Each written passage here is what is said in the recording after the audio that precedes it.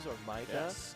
I actually have not had the pleasure of commentating a Flowz set. I have watched Dr. Iggy a little bit between FFF and especially TGZ. Yeah. A very Flowz, frequent player there. originally Tucson Snake, now moved out to Yuma, trying to guilt people into showing up to support and go to those tournaments.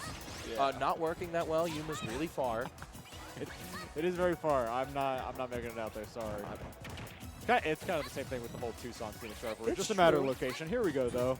But Iggy Kevin holding down a lot of the game right now. Yeah, really not surprised to see either of them in top 8. No.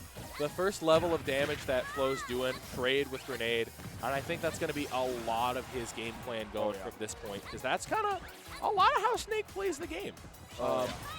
Ness does have a lot of options to deter that, though. Magnet getting him a lot of health back in those situations, just like that. Yeah, zero. Just to 0. I think already, he also basically blew up zero. C4. He C4'd as well. That makes sense. Okay. I was thinking, I was like, that's off of a grenade would be insane. I do know this is a good, like, that is a good aspect of this matchup for Ness for that reason, but I'm still like, that's crazy. Yeah, a lot of that was grenade, or was C4 as well. Yeah. I initially was like, why is it still going? Yeah. Why is it still what's going? happening? Oh my goodness. Yeah. So Iggy's kind of just been holding down the fort with this. Already 75% on him again. Getting that back air, sending him off again. If that Thundertail hits, that hits him out of Cypher. Also, still only at 20%. You're kind of just seeing how much Dr. Iggy can keep control of this situation. Basically, no health lost. I mean, finally hitting an up tilt into an up air, not bad. But this is really not where you want to be in the set right now if you're Flowz. I think Flowz is going to have to change a lot of his muscle memory away from pulling as many grenades into scrapping. And Snake, fortunately, can scrap against the small child. He can scrap. It's just like a matter of getting in the situation so far. They just haven't been closing that gap enough. Yeah, because I think Flowz is really used to closing that gap with the up smash. A lot of control of the stage like Snake likes to have. Again, it's just hard to take control when your opponent kind of has an answer to almost all of your options. I think a lot of what this first game might end up being is Flowz figuring out what his way into this matchup is going to be. Yeah. I don't know if he fights Nesses all that often, but it looks like at the moment he's starting to get back into the flow of how to fight against them and how to end up dealing with these situations. I mean, yeah, if you're Snake, you honestly do usually want to play a little bit more methodical play on the back burner at the beginning, because a lot of what you're trying to throw out is in reaction to how your opponent deals with the random BS go kind of mindset you're throwing at them every now and then. Or, moreover, you're just controlling the stage with the placement of your grenades, sometimes just making them forget about C4. You're just not able to see a lot of that in this game, but I think Flowz does have what it takes to maybe adapt in the next game, because right now it looks like Dr. Iggy is one solid move away from closing out this game. Especially as he keeps getting his percent down just by a couple chunks. Yeah. Last set that I was watching Iggy, we were seeing Steve not have the air mobility to outrun the PK Thunderball as it was heading down and chasing him. Snake, a lot bigger of a fast faller, has a lot more options on his way down. It doesn't chase quite as well. See how he beats it on the way down? I mean, it kind of just goes to show.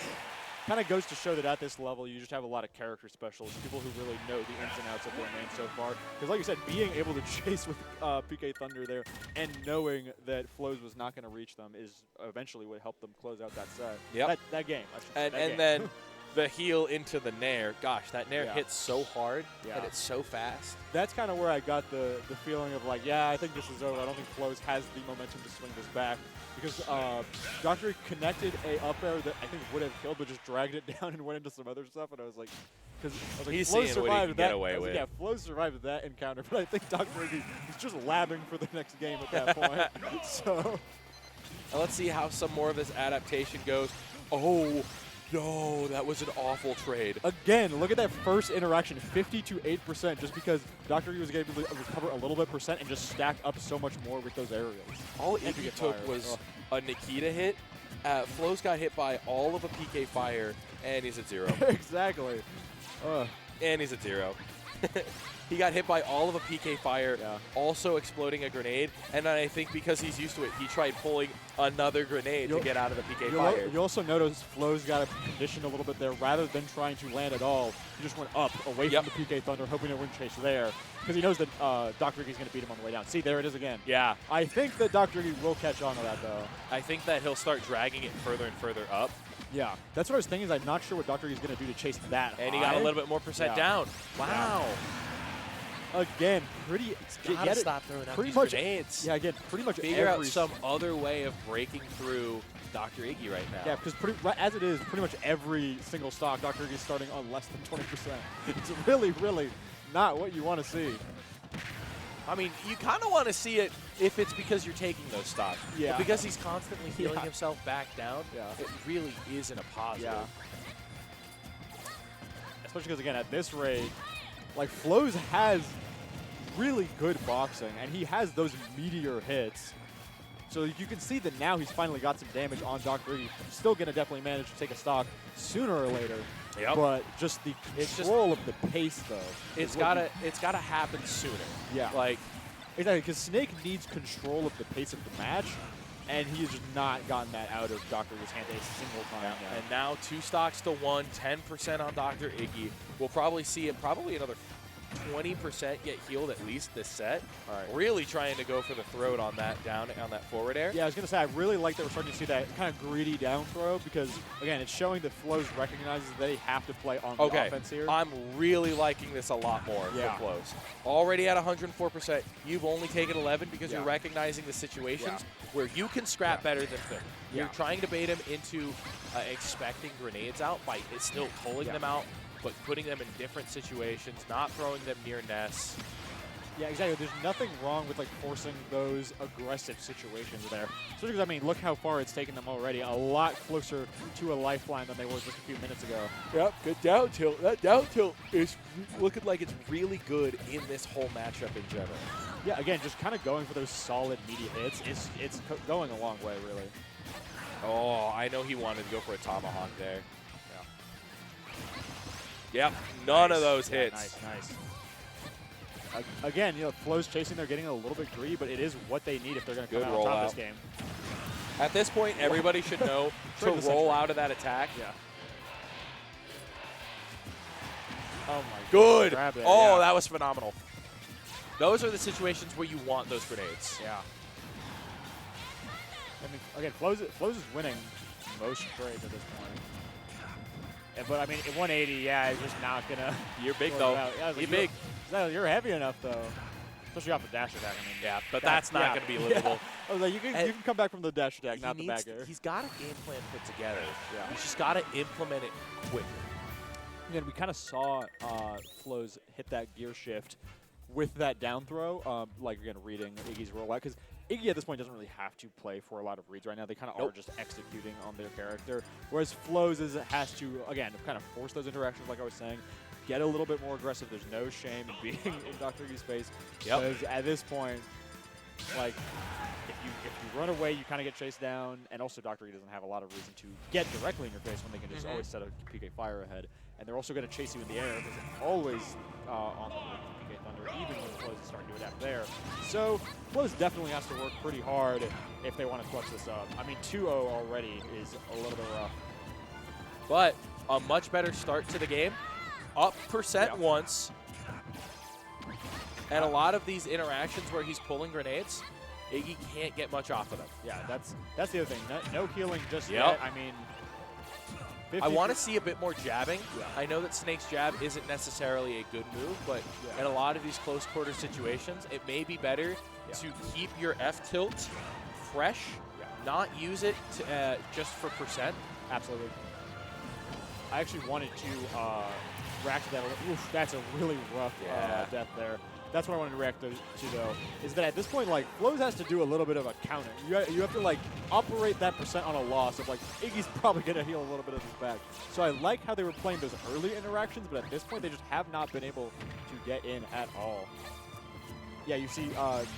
Iggy kind of just testing those aerials, seeing what Flowz is willing to jump in on. Ooh, going for these reads isn't I was gonna say going for these reads isn't really doing that. Oh. Yeah, that was honestly some bizarre options. So like Iggy going for the PK Thunder when they did, they definitely managed to clutch it up. But Flowz, again, like I said, has a little bit of a lifeline. Yeah.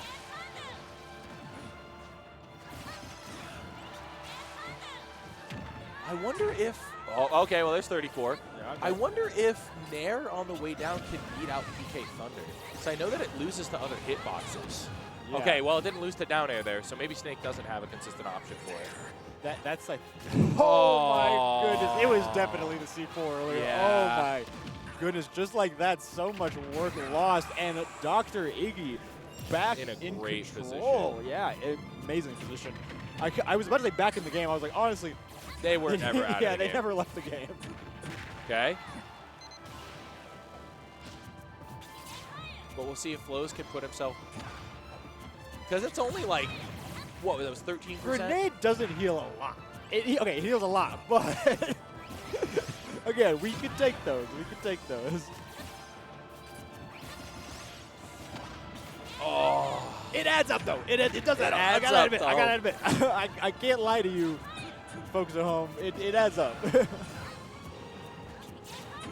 Okay. Yeah. All right. That's the classic. That's basically This has your been the best kill situation option. Flowz has found himself in. Yeah. Let's see if he can maintain composure. Again, he was that close last game. I do think that with precedent, Dr. Iggy can probably stay on top of things pretty soundly. This is a very similar situation to last game. Iggy, last game, found an opportunity to get a back throw, get a nair, get a back air, and that was how they closed out the game. There's the nair. Okay. Yeah, at this point, Iggy honestly doesn't need a lot. And What there's was the I back saying? air. What was I just saying? Yeah, I feel yeah, we talked about Magnum a lot, and at the end of the day, what I just wanted to close that off with is the thing is, it's like it's not like Iggy was